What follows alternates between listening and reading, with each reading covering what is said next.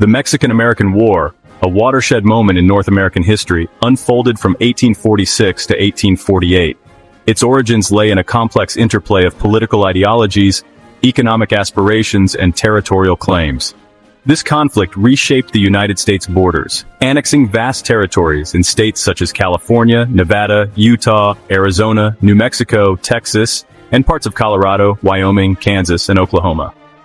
The war's profound impact on the U.S. and Mexico's political, social, and economic trajectories cannot be overstated. The annexation of Texas, a pivotal event that precipitated the Mexican-American War, was a complex and contentious process. Following Mexico's independence from Spain in 1821, Texas was initially part of the Mexican territory.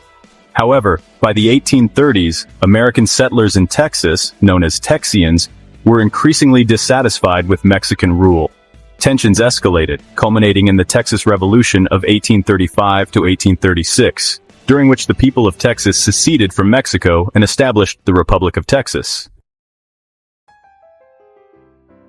The Battle of the Alamo in February 1836, where a small group of Texan defenders were wiped out by Mexican forces led by General Antonio Lopez de Santa Anna, was the most crucial in the Texas Revolution. The Texians did win a big fight at the Battle of San Jacinto in April 1836 when they captured Santa Anna and secured Texan independence. The Republic of Texas's desire to join the United States was contentious. Many people in the North were against adding Texas to the Union because they thought it would expand slavery and disrupt the balance of power between free and enslaved states. However, in 1845, when President John Tyler was in charge, the United States took over Texas, which caused a diplomatic crisis with Mexico, which still saw Texas as a rebellious province. The election of James K. Polk in 1844 was a turning point in the policy of American expansionism. Polk, a Democrat from Tennessee, ran on a platform to expand the country's borders. He wanted to merge Texas with the United States, take over Oregon, and buy California from Mexico. His slogan, 54-40 or fight, was about the northern border of the Oregon Territory. The U.S. claimed the area up to the 54-40 parallel, marking a significant shift in the country's policies. Polk's aggressive border expansion strategy resulted in issues with Britain and Mexico. The Oregon boundary dispute was settled peacefully when the Oregon Treaty was signed in 1846. It made the 49th border parallel between the U.S. and British North America, now Canada. However, things were more unstable with Mexico because the United States wanted to take over Texas and California, which could have led to war. In the years before the war, Mexico was grappling with significant political unrest and economic challenges. Since gaining independence from Spain in 1821, Mexico has experienced numerous coups, civil wars, and changes in government. The country was divided between centralist and federalist factions, leading to a lack of strong national leadership. This internal instability made it difficult for Mexico to defend itself against American expansion, as the military was underfunded and poorly organized. At first, President José Joaquín de Herrera and the Mexican government were ready to talk with the U.S. about the Texas issue. In 1845, however, the United States took over Texas, which was seen as a direct violation of Mexican sovereignty. General Mariano Paredes, who was more hostile toward the United States, overthrew Herrera's government.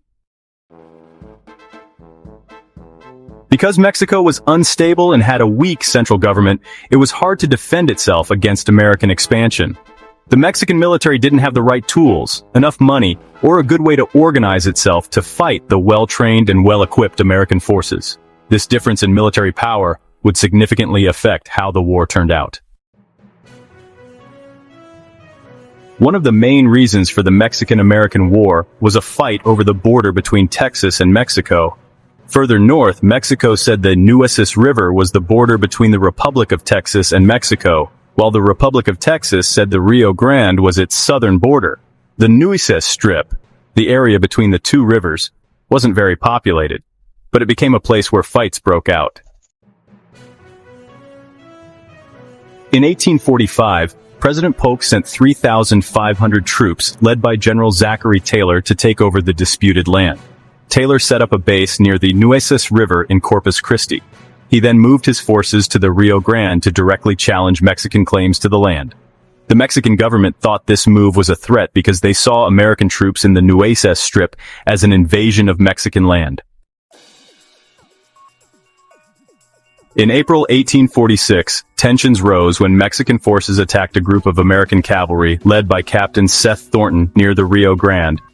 Several American soldiers were killed, and the rest were captured in what became known as the Thornton Affair. President Polk used this event to explain why he should start a war with Mexico, saying that Mexico had shed American blood upon American soil. President Polk played a significant role in the war's escalation. He asked Congress to declare war on May 11, 1846, arguing that Mexico had not negotiated in good faith and had attacked the United States. This request sparked a heated debate in Congress, with most Democrats supporting the war and most Whigs opposing it. Despite the controversy, Congress agreed to start the war on May 13, 1846, marking a significant turning point in the conflict. From Mexico's point of view, the war was a fight to protect itself against American aggression. Mexico thought that the United States taking over Texas was illegal and that its presence in the Nueces Strip was an invasion of its land. Under President Mariano Paredes, the Mexican government was set on stopping American expansion and protecting the integrity of its borders. However, Mexico's weak central government and internal divisions made it harder for the country to mount a strong defense. The Mexican military wasn't well organized, and political rivalries often caused leaders to disagree. Despite these problems, Mexico was ready to fight for its land and national honor. The war's first phase was the Northern Campaign, which General Zachary Taylor led. Taylor's Army of Occupation moved into Mexico north and took over important cities. They then fought Mexican forces in a series of battles. The first big battle of the war took place on May 8, 1846, near where Brownsville, Texas, is now. It was called the Battle of Palo Alto. General Mariano Arista led the Mexican army with about 3,400 soldiers, while Taylor's forces had about 2,300. Many Mexican soldiers were killed or seriously hurt during the battle because the Americans used their artillery well. Even though they were outnumbered, Taylor's troops won and forced the Mexicans to run away. The next day, Taylor's army went after the Mexican army, running away and fighting them at the Battle of Resaca de la Palma. The American troops beat the Mexican forces again, using better strategies and more powerful weapons. They captured several pieces of artillery and made the Mexicans retreat in large numbers. Taylor became a national hero after these early victories, showing how good the American military was. Taylor's army kept moving into northern Mexico until they captured Monterrey, a significant city in the area. From September 21 to 24, 1846, the Battle of Monterrey took place. It was a tough battle, fighting from street to street. Even though the Mexican defenders put up an intense fight, Taylor's troops were able to take the city back. Taking over Monterrey was a significant strategic win, but it also showed how hard it is to fight in cities and how important it is to plan for future operations. While Taylor's army moved forward in northern Mexico, General Stephen W. Kearny was in charge of another American army that was supposed to protect the western territories, especially California.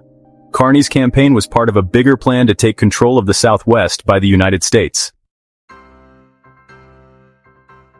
The Army of the West, led by Kearny, left Fort Leavenworth, Kansas in June 1846. They marched along the Santa Fe Trail until they reached Santa Fe, the capital of New Mexico, in August 1846. Manuel Armijo, governor of Mexico, chose not to fight, so Kearny's forces took over Santa Fe without a fight. Kearny set up a temporary government and said New Mexico was now part of the United States. Kearny split up his army in Santa Fe. He sent a group led by Colonel Alexander Donovan to protect the rest of New Mexico, while he led a smaller group to California. American settlers in California, led by John C. Fremont, had already broken away from Mexico in June 1846 with the Bear Flag Revolt. Under Commodore John D. Sloat, the U.S. Navy was essential in taking over California. It took over important ports like Monterrey and San Francisco. When Kearny's troops got to California in December 1846, they joined Fremont's and the U.S. troops. Even though Mexican forces fought back, especially at the Battle of San Pascual, the United States had complete control over California by early 1847. Taking over California was a big deal because it secured valuable land with essential ports and natural resources. The Central Campaign, led by General Winfield Scott, was the war's most essential and ambitious part. Scott's goal was to take over Mexico City, the country's capital, and get the government to give up. As Scott's forces moved inland, they had to deal with a tricky amphibious landing and several battles. The siege of Veracruz, a major port city on the Gulf of Mexico, was the start of Scott's campaign. About 12,000 people from Scott's army landed near Veracruz on March 9, 1847, and closed in on the city. The American Navy helped by firing artillery at the city's defenses. Veracruz gave up on March 29, 1847, after a 20-day siege. Taking over Veracruz was an essential first step in Scott's campaign, because it gave his troops a safe place to work while they moved inland. After taking Veracruz, Scott's army moved toward Mexico City but ran into Mexican defenses at Cerro Gordo, a key mountain pass. That April 18, 1847, the Battle of Cerro Gordo was a clear American win. Scott's forces pushed back the Mexican positions and captured many prisoners and artillery. His victory at Cerro Gordo made Scott's march toward the Mexican capital possible. As Scott's forces approached and entered Mexico City, the last part of his campaign was marked by a series of battles. The Mexican government, led by President Antonio López de Santa Anna, put up a strong defense. Still, the American forces gradually beat the Mexican defenses because they had better tactics and more weapons.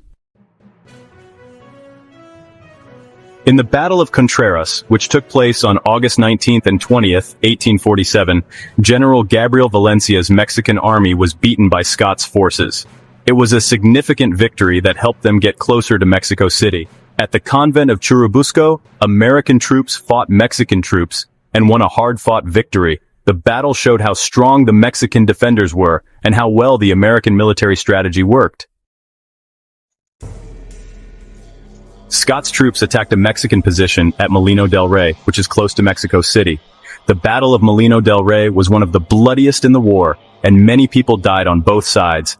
In the end, the Americans won.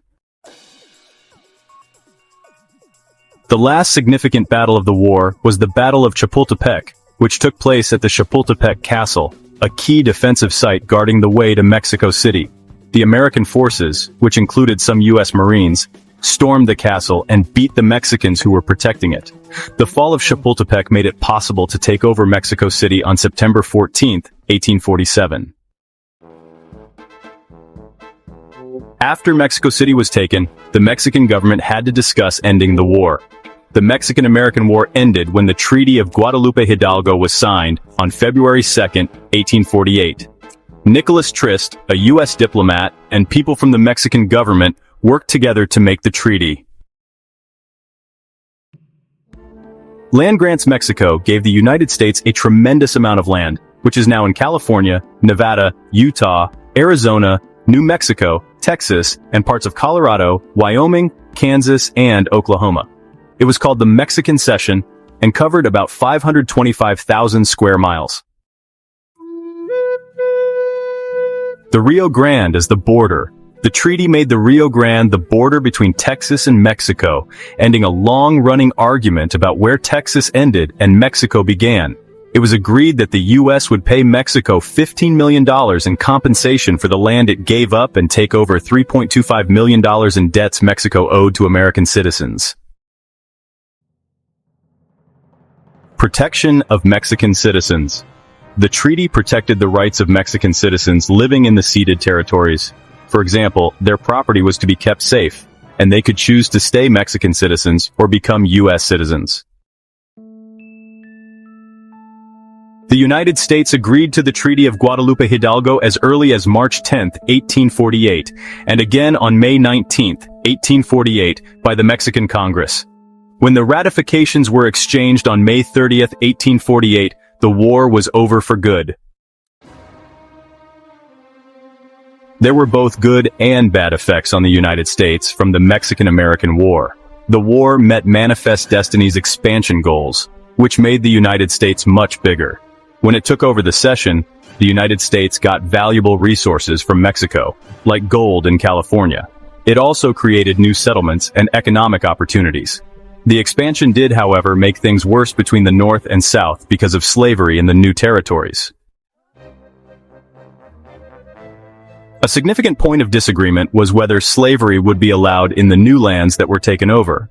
The Wilmot Proviso, which was introduced in 1846, wanted to end slavery in any land that the United States got from Mexico, but it was never passed. The argument about slavery in the territories worsened things between the North and the South, which led to the Compromise of 1850 and the Civil War in 1861. The war also significantly affected the people who led the American military and government. Zachary Taylor, Winfield Scott, and Ulysses S. Grant were all officers who fought in the war and went on to play essential roles in the Civil War. Some politicians, like Jefferson Davis and Franklin Pierce, who later became president, rose to fame during the war. The Mexican-American War was a terrible blow to Mexico that had effects that would last for a long time.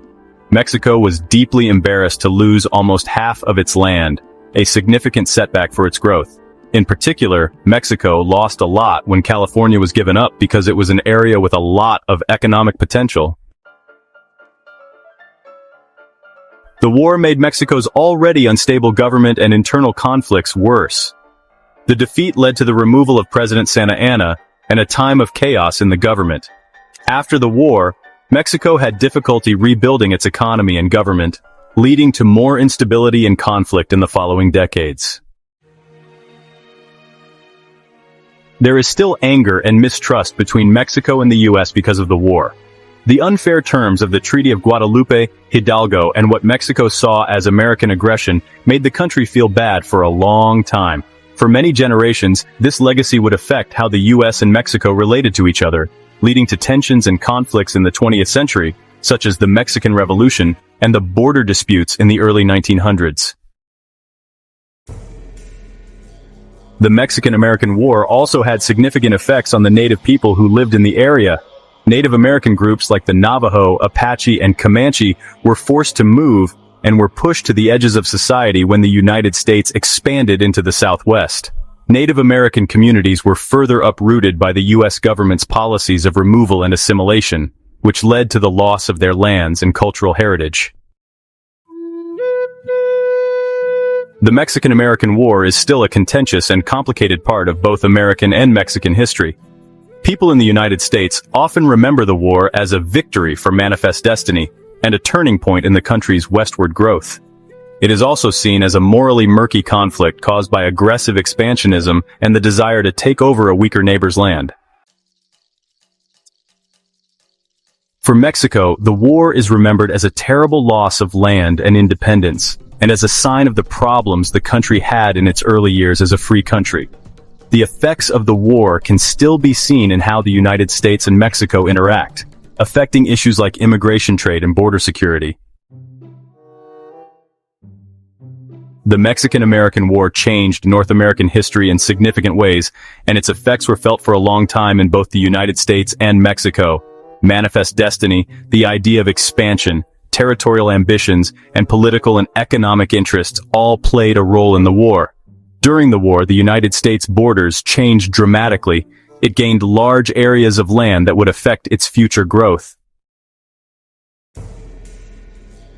In the end, the Mexican-American War shows how complicated and often contentious expanding territory can be, as well as how long-lasting these kinds of wars can be for the countries and people